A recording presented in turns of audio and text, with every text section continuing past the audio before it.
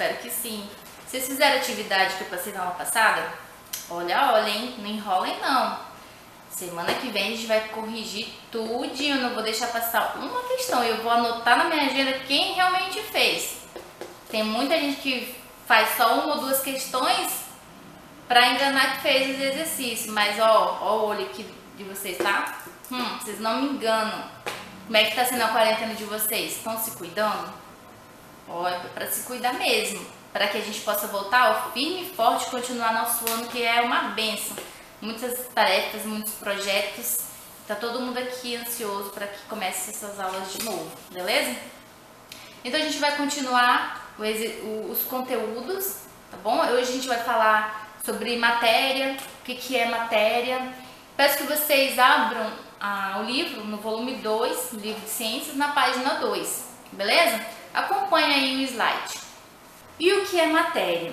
Matéria é tudo aquilo que tem massa e ocupa lugar no espaço. Aí eu te pergunto, o ar é matéria? E aí, o que vocês acham? Pois eu vou provar para vocês que o ar, ele é matéria. Olha só, você pega um balão, muito simples, pega um balão e enche, simples assim.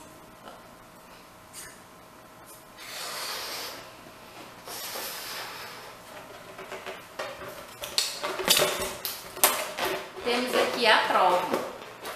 Se a definição de matéria é que tem que ter massa e ocupa lugar no espaço, então o ar é uma matéria. Aqui a gente não consegue ver o ar, mas ele tem massa, porque ele pesa, ó, ele cai.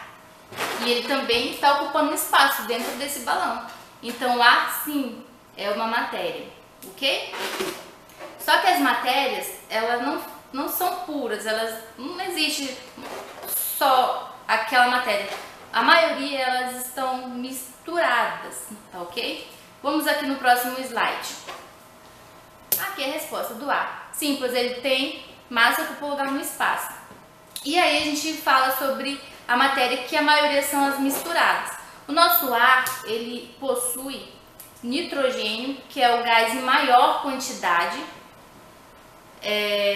o oxigênio, que é essencial para a nossa sobrevivência, para a gente respirar, passar energia para as nossas células, e o carbônico também, e outros gasezinhos também. Essa é a mistura do ar. E outras matérias também têm as suas misturas. Vamos aqui para o próximo slide. Uma pergunta: a água da chuva é potável? O que vocês acham? Depende. Por quê? Imagina-se que a água evaporou, foi lá para as nuvens. Na cidade existe muito tipo de gases poluentes. Então aquela água, ela vai cair e ela não vai estar potável. Ela vai estar mais limpa, se for no caso do campo, onde não tem muitos gases poluentes. Mas mesmo assim, não é muito indicado que a gente vai pegar aquela água da chuva para beber, não. Tá bom? Não se arrisca. Ela é considerada uma mistura? Sim, porque ela foi formada ali, os gases foram para ali na atmosfera, tudo foi evaporado e se misturou. Então a água da chuva é sim uma mistura. E nós temos aqui exemplos de mistura. Temos a mistura que é homogênea. O que é essa mistura homogênea? Que tem um aspecto visual uniforme. Aspecto visual é que você vê, você pensa que tem só uma coisa ali. No caso, temos aqui uma foto no slide, temos aqui a água e o açúcar. Você coloca o açúcar dentro, mexe, aquele açúcar foi dissolvido e você não percebe uma diferença. Então essa mistura é homogênea. Temos outra mistura, que é a heterogênea. Essa sim não tem um aspecto visual mais uniforme. Então temos aqui a imagem do óleo e a água, né? O óleo, ele não se mistura com a água. Então isso vai fazer com que visivelmente a gente veja uma diferença não está uniforme. Então isso que classifica essa mistura, beleza? Vamos fazer agora um pequeno experimento aqui. Aqui, gente, nesse pequeno experimento a gente consegue exemplificar a diferença das duas misturas. Vamos pegar aqui um sal de cozinha, vamos pegar aqui uma colher de sal e colocar em um copo.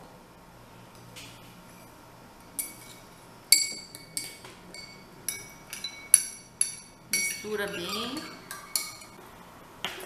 No outro copo, com água, a gente vai jogar aqui o óleo.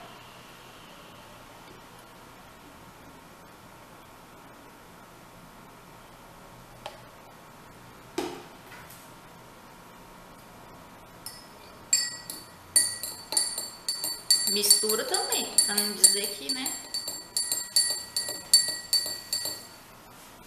Não adiantou muita coisa. Tá vendo a diferença? Nessa substância aqui, nessa mistura, é homogênea. A gente vê que ficou um pouco mais turva, né? Por causa do sal.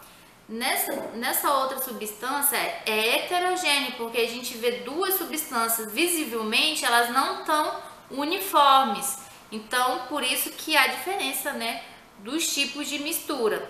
Uniforme é a mistura homogênea e a não uniforme é a heterogênea. Isso acontece porque o óleo ele é mais leve do que a água. Então todas as vezes que acontecer isso ele vai subir, ele não vai afundar, ok? Então voltando aqui do vídeo que eu mostrei para vocês a separação das misturas, fiz com água por quê? Porque a água é o solvente universal. Aqui acompanha aqui no slide. A água ela é o que faz solvente, que vem de solvente universal. Por isso que foi usado aqui no experimento. E com isso nós temos um termo a aprender aqui que é a solubilidade. O que é a solubilidade? Acompanha aí no slide. Solubilidade é a capacidade que a substância tem de se dissolver ou não em certa quantidade de uma outra substância. Em geral, como que é universalmente falando, a água, né? E daí, esse termo que fala sobre a solubilidade é a capacidade de qualquer mistura de se misturar, né? Continuando aqui no slide, temos aqui misturas homogêneas e heterogêneas nos estados sólido, nos estados líquido e também gasoso. Aqui a gente está vendo uma imagem, aqui é uma medalha de bronze. Essa medalha, ela tem uma mistura homogênea. Então, ela é formada por dois tipos de mistura, mas você olha para a medalha e você vê só uma cor, só uma textura. Então, ela é uma mistura o quê? Homogênea. Já nessa segunda imagem, temos aqui o granito. O granito, ele não é uma mistura homogênea, porque ele tem os seus minerais, qual são mesmo que eu falei para vocês? Mílca, feldespato e quartzo. Esses pontinhos pretinhos que vocês analisam nessa imagem é resquícios do mineral mílca. Então, você olhando para ele, não é um aspecto uniforme. Você vê que tem esses grãozinhos. Então, esse é um modelo sólido de mistura heterogênea, ok? O granito, na próxima imagem, ele é muito utilizado em construções. Pode ser uma mesa, pode ser uma pia, pode ser uma escada, pode ser um piso, cerâmica. Eles fazem muito uso dessa rocha, beleza? O ar atmosférico, ele é uma mistura, no slide aqui a gente acompanha. O ar atmosférico, ele é uma mistura gasosa, homogênea ou heterogênea? O que vocês acham? Homogênea. Por quê? Porque você olhando ali, olha ali, ó, a foto do nosso planeta, da atmosfera, olha lá. Você não vê pedacinhos diferentes, você não vê nuvens diferentes ali. Então, aquilo ali significa que o ar é homogêneo. Temos aqui um gráfico mostrando, mesmo ele sendo homogêneo, visualmente falando, ele tem aqui, ó, 78% do gás do ar é de nitrogênio, 21% é de oxigênio. Temos 1% de dióxido de carbono, argônio, vapor de água e outros gases também. E outra coisa, por mais que tenha bastante nitrogênio, a gente não consegue absorver pelo ar, né? A gente consegue pela respiração, sim, conseguir adquirir o oxigênio, mas o nitrogênio não. Então, a gente consegue adquirir nitrogênio através da nossa alimentação, né? Das plantas, no caso, né? Que absorve o nitrogênio do solo. Por mais que ele esteja disponível em grande quantidade, ou seja, de maior quantidade na atmosfera, nós não conseguimos absorver pela respiração, beleza? Bom, agora temos um desafio para vocês. Faz o experimento de vocês que está lá na classificação das misturas homogêneas e heterogêneas do livro da página 6. Faça esse experimento, que ele é bem simples, dá para você fazer em casa, e com isso você vai resolver o exercício desse experimento. Também temos o exercício do livro didático de ciências, que está na página 6, 7, 8 e 9. Então resolva isso daí, que é referente a esses conteúdos, tá bom? Peço que vocês resolvam, que semana que vem a gente vai estar pertinho de novo, corrigindo isso, de preferência pessoalmente, beleza? Tchau, um abraço!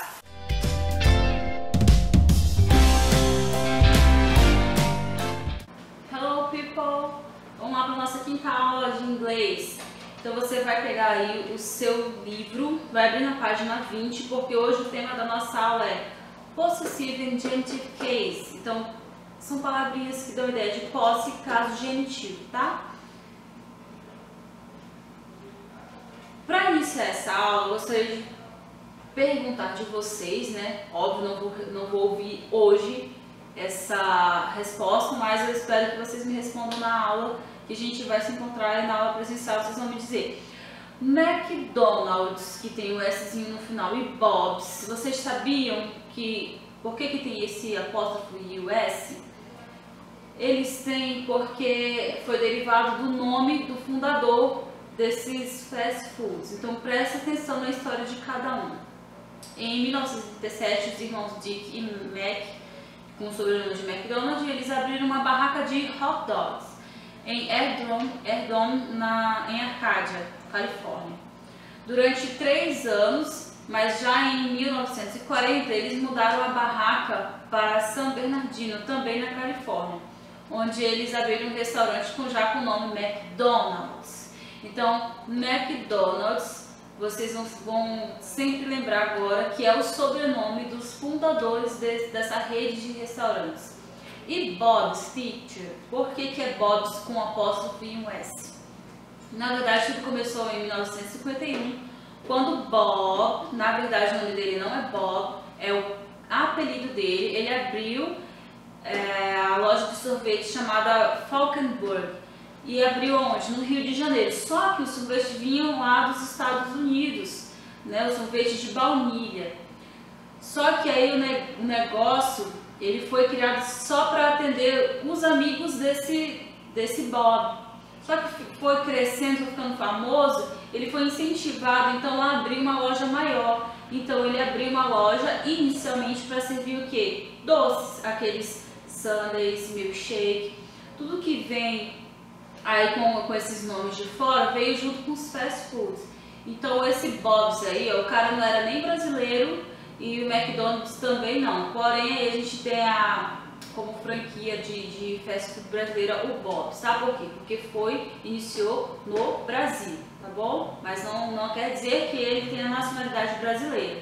Mas por que você está falando dessas coisas, teacher? Porque a gente tem aí o caso genitivo de posse com apóstrofo e o S. Vocês vão logo entender do que eu estou falando. Eu só dei 2 exemplos para que vocês me digam assim: ah, teacher, eu nunca soube que esse apóstrofo e o S significava que o que vem na frente pertence a alguém. Vocês vão entender do que eu estou falando já. Então olha só, no caso de posse, esse apóstrofo e o S ele é usado, né, quando a gente vai falar que algo pertence a alguém. Como assim, teacher? Eu dei o meu próprio exemplo aí, ó. Isabella's smartphone is old. Is it false? It's true. Olha só. Very old. Então, eu tenho um apóstrofo, eu até coloquei de verdinho aí, ó, o apóstrofo e o S. Por quê? Porque o smartphone, que é da Isabela, tá bom? Então, esse daqui a gente poderia até entender que seria o da ou do, dependendo do que vem na frente. Mas não gosto de fazer essa tradução, porque pode causar um pouquinho de confusão na hora de interpretar algumas outras frases, tá? Que eu vou já explicar algumas exceções ali embaixo. Outro exemplo seria aqui: the name of the girl is Alice. The girl's name is Alice. Então eu tenho um apóstrofo bem aqui, ó. O nome da garota é Alice. O girl é possuidor e o name é o pertencente. Então o que pertence à garota aqui, ó, name, girl's name, tá? Então tem algumas exceções, porque assim, por que eu preciso falar das exceções? Porque a gente só vai usar o apóstrofo S com a ideia de posse quando formos falar de seres vivos, seres animados, que têm vida. Então, existem algumas exceções. Quais são? São esses casos aí, ó, nomes de pessoas, países, corpo celeste, a Terra, que é o nosso planeta, o mundo, e nomes que representam o nome de pessoas, uma empresa, por exemplo, né? Então isso tudo empregado numa frase. Daí eu coloquei alguns exemplos aí para vocês. Vamos lá. A day's work, um trabalho de um dia. Por quê? Porque day é entendido como tempo.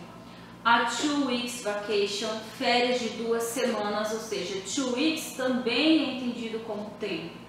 In a year's time, em um ano, porque o ano também é entendido como tempo, entra na regrinha de tempo. St. Peter's Cathedral, a Catedral de São Pedro. Peter é um nome próprio, então eu posso fazer coloca essa regrinha aí de apóstrofo S para posse. Tem the moon's surface, a palavra moon, que é a lua, ela é um corpo celeste, então eu posso utilizar também. E the earth's atmosphere, que é a atmosfera da Terra. Lembra que eu falei que a Terra também era uma exceção? Então aqui alguns casos de exceção. Teacher, isso é importante? É importante, porque eu posso colocar na prova, posso colocar como pegadinha. Então, atenção na regra e nas exceções. Eu utilizo para seres animados com vida, salvo algumas exceções, que são essas que eu acabei de falar para vocês, ok? Então, vamos adiante. Então, a regrinha do verbo be no presente simples. Por que eu vou falar disso? Porque quando você vê o apóstrofo e o S, às vezes você vai ficar na dúvida, ué, mas isso, será que não é o verbo be que está no presente? Lembra do she is, que poderia ficar she's, ou he is, que pode ficar his? Então, tem alguns casos. Então, prestem atenção, bastante atenção no significado das palavras, para vocês não errarem. Não tem como errar se você observar a palavra seguinte, que não é apenas um objeto, algo que vai pertencer àquele primeiro nome ou pronome no caso. Eu poderia colocar she's happy no lugar de Maiara, she's happy. Então, esse apóstrofo S não é de posse, ele é o verbo be conjugado no presente. Então, atenção nisso. Olha a palavrinha seguinte depois do S, tá bom? É o exemplo que eu dei para vocês. Maiara's happy, Joseph's smart, Daniela's tired. Então aí, ó, adjetivo happy, feliz, smart, inteligente, tired, cansado, tá bom? Isso é só para revisar, que vocês já estudaram isso, para não confundir com a posse. Um é de posse e o outro é o verbo be. A atividade. Pega o caderno de vocês, escreva o cabeçalho, a data de hoje, o nome da teacher, coloca activity e agora presta atenção nas instruções. A atividade número 1 pede o seguinte: você vai circular o apóstrofo S se for o verbo be. Agora, se for o apóstrofo S com ideia de posse, você vai sublinhar, tá bom? Então, letra A, B, C, D, E, F, G. Então, essas questões que você vai ter que fazer. Dá um pause nesse vídeo, copia no caderno, eu já volto para corrigir com vocês, beleza?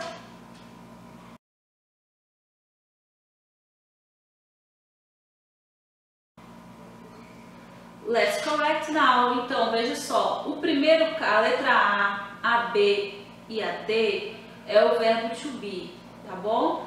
Janet's my sister. A Janete é minha irmã. B. Rodrigo's awesome teacher.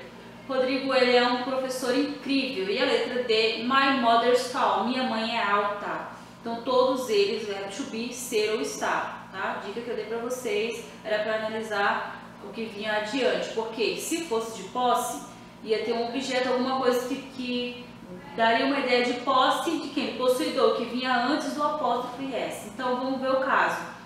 Vanusa's cousins are my students. Os primos da Vanusa são meus estudantes. A E. George and Philip's families are big. As famílias do George e do Felipe são grandes. Então, a letra F. Marcus' daughter is young. A filha do Marcos é jovem. E G, Claire's school bag is nice. A mochila da Claire é legal. Então, todos esses sublinhados correspondem à ideia de posse e os circulados é o verbo be no presente. A gente tem a atividade da página 20 também, que você vai colocar um P quando for ideia de posse e o B e o E, que é o verbo be, quando for o verbo to be. É semelhante à atividade do caderno, já estava preparando vocês, na verdade, para o livro de vocês. Então dá um pause aí e preenche o livro corretamente e já volto com as respostas.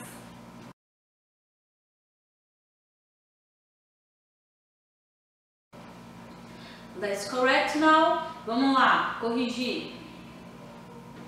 A letra A vai ficar com de posse, a B é o verbo be, a C, a D e a E são ideias de posse. Por que a B foi diferente, teacher? Porque está dizendo assim, Susan's a great aunt. Susan é uma tia legal. O resto é tudo com ideia de posse. A palavra que vem adiante do apóstrofo S é algo que pertence àquele nome, tá? A Jenny, a Jack, Regina e Lucas e Patrícia, tá bom? Posse, que é o caso genitivo, e verbo be são coisas diferentes, escreve do mesmo jeito, regrinhas diferentes, tá bom?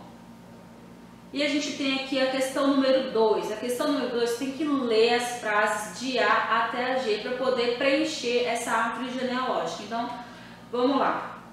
A letra A, então dá um pause nesse vídeo. É importante que dê um pause e responda, que eu vou fazer a correção e aí vocês vão ver o nível de vocês, se vocês estão conseguindo entender, porque vai ser uma revisão ao pé de membros de família, tá? Que é o assunto das aulas anteriores. Dá um pause e responde que eu vou já corrigir com vocês.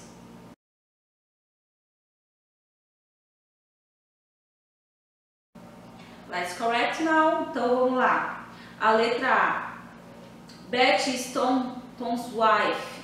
A gente tem aqui a Betty, ela é a esposa do Tom. B. Elvis is Betty's son-in-law. O Elvis, ó, ele se casou com Judy, que é a filha da Betty. Então ele é o genro dela. Essa palavrinha son-in-law é genro, tá? C. John is Mark's sister. O John é uma mulher, tá? É a irmã do Mark. Emma is Elvis' mother. A Emma, ela é mãe de quem? Do Elvis. E Cindy. Cindy is Judy's daughter. Então a Cindy, ela é a filha de quem? Da Judy. E a F, Harry is Cindy's grandfather. Esse Harry, ele é o avô da Cindy. E a G, Judy is Tom and Betty's daughter. A Judy, ela é a filha de duas pessoas, Tom e Betty, que está escrito aí, tá bom? Então completem os nomes corretamente.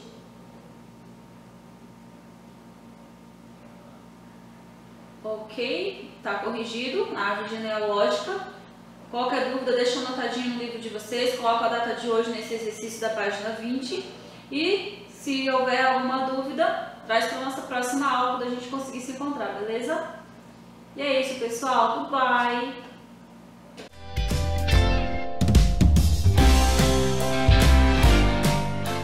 E aí, gente, tudo bom com vocês? Me chamo o professor Edson Júnior. Estamos mais uma vez aqui, vamos para a aula de produção de texto para o 6º ano. E aí, como é que vocês estão? Espero que vocês estejam bem, para que nós possamos nos encontrar em breve. Tudo bem? Na nossa última aula, nós vimos sobre a história do Jean La Fontaine, certo? E aí eu coloquei ali no quadro para vocês verem que o nome dele como é descrito, tá bom? E nós vimos também sobre uma fábula do Jean La Fontaine sobre a águia e a coruja, né? A nossa aula de hoje, eu quero que vocês façam uma pesquisa sobre a biografia desse fabulista, certo? E eu quero que vocês descrevam essa biografia dele. Ah, professor, muito básico, muito simples. Não, eu quero que vocês façam no mínimo 15 linhas dele, certo? Pesquisem em vários sites, verifiquem. Às vezes um site fala uma informação sobre ele, depois o outro site acrescenta alguma coisa, certo? Na aula passada eu falei um pouco sobre ele, que ele era poeta, francês também, certo? recapitulando, fazer uma biografia sobre o Jean Lafontaine. Detalhe, hoje é dia 16/4, então, ou seja, você tem que colocar essa data no seu caderno, tudo bem? E eu vou ler aqui uma história para vocês do nosso Esopo, uma fábula do nosso Esopo, do leão, a lebre e o veado, certo? Um leão estava prestes a devorar uma lebre que dormia à beira de um campo, quando viu passar um veado. O leão deixou a lebre dormir sossegada. Um segundo depois, ela acordou e, rápida como um raio, fugiu para bem longe. Enquanto isso, o leão saiu em perseguição ao veado, mas, apesar de correr muito, não conseguiu agarrá-lo. Exausto, voltou a procurar a lebre, mas ao chegar à beira do campo, constatou que ela já não estava lá. Que isso me sirva de lição, disse o leão para si mesmo. Quis ter algo melhor e acabei perdendo o que estava ao alcance de minhas mãos. No caso dessa fábula, nós já vemos que o leão ele já transmite a moral, ou seja, ele estava com a lebre próximo a ele, ele já poderia comer aquela lebre, porque ela estava dormindo, praticamente já estava de bandeja para ele. Mas por ele ver algo maior, que era o veado, ele foi e não conseguiu pegar. Então, ou seja, na nossa moral, é melhor nós termos alguma coisa que, por mais que seja pequeno, mas nós temos, do que corrermos atrás de uma coisa maior e nós não damos conta, certo?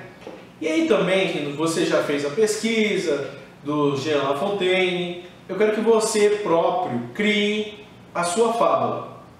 Mas eu não quero que você pesquise uma fábula e troque os personagens, colocando outro tipo de animais. Não, eu quero que você crie uma fábula. Eu contei aqui essa história, ela tem 15 linhas. Eu vou dar para você 12 linhas para você construir a sua própria fábula. Lembrando, a fábula ela tem que ter os animais como os personagens, tem que ter um local, lógico, né? Nosso caso aqui, o local, vamos supor que era um local de uma floresta, uma savana, e tem que transmitir uma moral.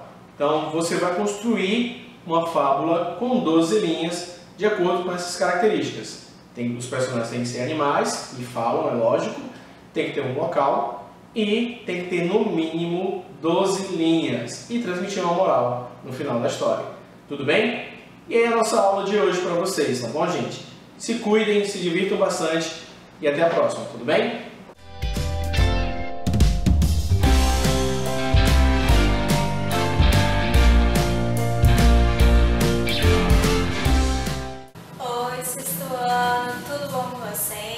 Professora Gisneide, professora de Geografia, e hoje, 16/4/2020, vamos dar continuidade aí à nossa aula sobre coordenadas geográficas. Falei para vocês dos pontos, né, de orientação, que são os pontos cardeais e os pontos colaterais. Agora nós vamos saber aí sobre as coordenadas geográficas. O que é coordenadas geográficas? Ou seja, para localizar um ponto, nós precisamos saber, né, de uma superfície qualquer, nós precisamos saber aí utilizar o que? O globo terrestre e também o planisfério, ou seja, o mapa. Então, para sabermos localizarmos, professora, agora eu já sei usar os pontos cardeais e os pontos colaterais. Agora, como é que eu vou saber utilizar ele dentro de um mapa? Vamos saber agora como que nós vamos utilizar dentro de um mapa. No primeiro slide aí, vocês vão ver aí dois exemplos que eu coloquei para vocês sobre coordenadas geográficas. Olha só, qual é a sua utilidade na prática e para que serve? Olha só, no exemplo 1, eu coloquei assim, um grupo de pessoas em um navio navegando pelo Oceano Atlântico em direção à África. Se o comandante tiver que pedir socorro, como é que ele fará para que o navio seja localizado na imensidão do Oceano Atlântico? Ele vai gritar? Socorro, eu estou aqui. Não, ele não vai gritar. ele vai utilizar o que? As coordenadas geográficas. Ou seja, como é que ele vai fazer para pedir esse socorro?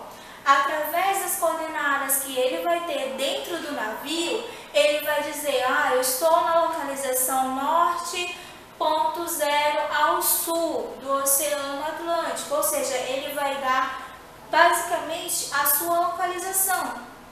Ele vai saber onde é que está o leste, onde é que está o norte, onde é que está o sul. E através disso aí é que ele vai dar coordenadas geográficas, certo? Então, a sua utilidade na prática é o quê? Para saber a localização. E aí, para que ele serve?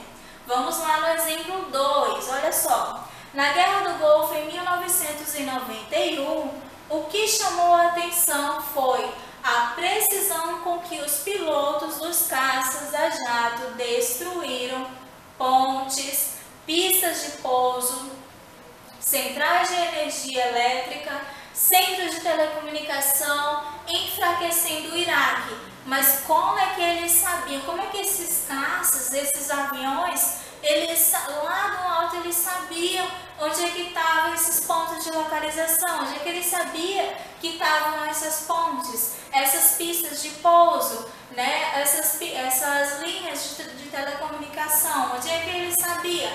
Através das coordenadas geográficas. Eles têm dentro do mapa deles toda a coordenação. Sentido leste a 0 grau, eu tenho aqui o centro de telecomunicação. Ao norte eu tenho aqui a minha linha pista de pouso. Então ela serve basicamente para você saber um ponto específico e também a questão de socorro, como fez aí o comandante do navio, né? Então são os dois exemplos que eu trouxe para vocês.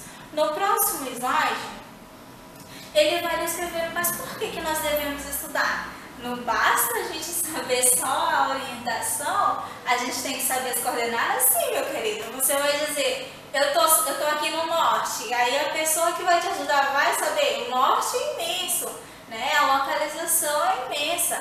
Então você tem que dar basicamente uma precisão onde eu estou. Se você está perdido, você está andando na rua, você está perdido, ligou para sua mãe, para o seu pai.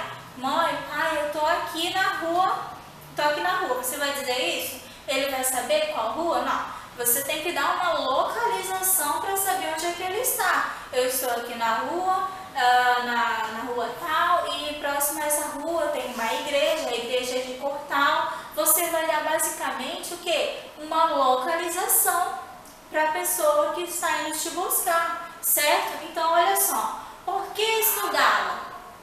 Para a compreensão do sistema de coordenadas geográficas é de extrema importância e também de extrema importância para os movimentos, né, de rotação e translação dos fusos horários, das estações do ano, da localização no espaço geográfico. Ou seja, é apenas para nos localizar? Não é. Ela serve também para nós distinguirmos as características do nosso planeta Terra. Rotação, translação, os fusos horários, as estações do ano. Cada movimento em que a Terra faz dentro da sua coordenada é uma mudança que ocorre dentro do espaço geográfico. Então, ela basicamente serve para muita coisa, né? No próximo slide aí, sobre as coordenadas geográficas, ele vai definir. São linhas imaginárias traçadas nos mapas e no globo terrestre. Então, professora, qual a definição? Olha só aí, vocês estão vendo aí. A definição são linhas imaginárias traçadas nos mapas e no globo terrestre. Mas quais são essas linhas imaginárias, professora? Essas linhas imaginárias, elas são chamadas de paralelos e meridianos. Olha só, são chamadas de paralelos e meridianos. Nós vamos ver aí no próximo slide o seguinte: o que são os paralelos? Paralelos são linhas imaginárias horizontais, ou seja, retas, né? A linha do Equador, por exemplo, é uma linha, é um paralelo, né? Que vai dividir a Terra, olha só, norte e o sul. E ela determina a sua latitude, certo? No próximo slide aí, nós vamos ver como é que é essa divisão. Olha só, os principais paralelos. Círculo polar ártico, trópico de Câncer, linha do Equador, trópico de Capricórnio e o círculo polar ártico. Esses são os principais o quê? Paralelos que nós temos, certo? No próximo slide nós vamos ver aí os meridianos. O que são os meridianos? Meridianos são linhas imaginárias verticais, ou seja, são linhas traçadas de um polo a outro da Terra. O principal meridiano é o meridiano de Greenwich, que serve como marco zero dos fusos horários. Então, a distância entre os meridianos recebe o nome de longitude, certo? Às vezes vocês não vão ver chamado latitude nem longitude. Vocês vão ver aí meridianos e paralelos também, certo? E aí, no próximo slide, ele vai estar mostrando aí um exemplo, né, de latitude e de longitude, certo? O norte para vocês estudarem aí vai ser a continuação da página 38 à página 46. E aí vai ficar para vocês, olha só. Professora, como é que eu vou saber? Olha, como é que eu vou descrever isso daí? Gente, uma dica de jogo que eu vou deixar para vocês, para vocês trabalharem em casa no final de semana, depois que realizou as atividades. Batalha naval, já ouviram falar na batalha naval? É um jogo muito legal, você pode jogar no celular, no computador ou até mesmo no papel você pode fazer. Esse joguinho, ele dá com precisão aí, basicamente, as localizações, latitude e longitude. Então, boa aula, boa leitura para vocês, fiquem com Deus.